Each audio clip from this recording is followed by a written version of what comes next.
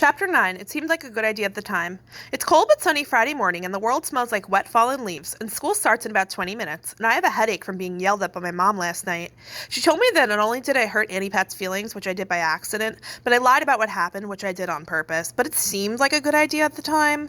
So I'm not doing anything tomorrow except writing letters of apology to Annie Pat and my mom. Ugh. Maybe I should just write a letter of apology to the whole world while I'm at it. And now, worst of all, I have to uninvite Kai Rodriguez to this cool Saturday lunch and movie. We were going to have such a good time that Kai would have wanted to be my friend for sure, even though I'm divorced. Well, not me, but you know what I mean. And Cynthia would have learned an important lesson, not to mess with me. Who are you looking for, the Easter Bunny? Elray Jakes asked me, teasing. He hops up onto the picnic tables the girls usually use, but I don't even tell him to scram. Partly because Jared Matthews and Stanley Washington are on their way over to the table too. And there aren't any other third grade girls around to help defend it. Yeah, even though it's almost Thanksgiving, I'm looking for bunnies, I say, pretending to be bored, and here comes some now. Yo, what's happening? Jared bellows, flinging his grimy skate-stickered backpack onto the table. Yuck. Nothing, Elray mumbles, because he's a little scared of Jared, I think. Like I said before, Elray's the littlest kid in third grade, and Jared is the biggest. Emma's just waiting for... I know who she's waiting for, Jared interrupts. Kai Rodriguez, that's who. Her new best friend, he jeers. Only Cynthia wants her too. Even the boys know about the battle for Kai. I thought they never noticed anything. Who cares what Cynthia wants? I say under my breath, of course. Ooh, Stanley says, pretending to be shocked. I'm going to tell Cynthia you said that. Go ahead and tell, I say. I'll probably do it anyway. I'll just try to be nice to the new girl, that's all. Well, now's your chance, Jared says, pointing. It's true. Kai Rodriguez is heading toward the picnic table. She waves hello at me from across the lawn, then swings her shiny black hair over her shoulders. She's wearing a red fleecy top, black Levi's, and black ankle boots. I really want a pair of boots like those. Hi, I say, jumping off the table so I can meet her halfway without those nosy boys listening in on every word. I have to talk to you, Kai. It's important. In fact, I was going to call you last night, only I don't have your phone number yet. I wanted to call you too, Kai says, peeking at me through her long bangs. And I'm sorry is already spreading across her face, because it turns out that we have relatives coming on Saturday. They're staying for a whole week until after Thanksgiving, so my mom says I can't go to lunch with you.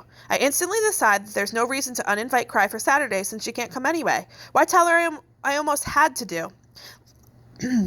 Lunch and a movie, I remind her, because I want Cry to realize just how special Saturday was going to be. And a movie, Cry echoes, looking even sadder. Oh, and by the way, she's divorced too, my mom, I mean. Huh? Hooray! Oh, that's too bad, I say with a grown-up sounding sigh. Cry shrugs to show me that, yeah, it's too bad, but no big deal. She's okay with it. Where's that girl with the red hair? She asks, peering around the filling up lawn area. Changes the subject. She looks really nice. Maybe you can ask her to go with you. Her name's Annie Pat, and she is nice, I say gloomily. She used to be my best friend, in fact. Used to be? Cry says, blinking in surprise. It's a long story, I tell her as Fiona, Cynthia, and Heather come swooping across the lawn, heading in our direction. They're all dressed in various shades of pink today. Even Cynthia's headband is pink with sparkles on it. No sign of Annie Pat yet. I think my headache just got a whole lot worse. Cry, Cynthia squeals, giving her a little hug. You look so cute today. I love your boots. You look cute too, Cry tells her. You guys look very pink. We are, Cynthia exclaims, as if she's looking pink is a good thing. And she twirls around and then pauses to rearrange her glittering headband. And next time we dress alike, I'll call you too, Cry, and tell you what color to wear. Score, for Cynthia.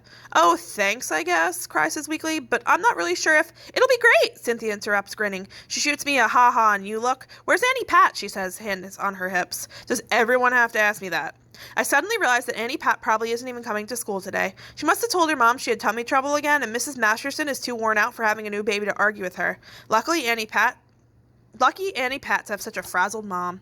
But Cynthia, Heather says in a kind of snotty way, you better not call Annie Pat and Emma the next time we dress up, because pink doesn't look good with red hair.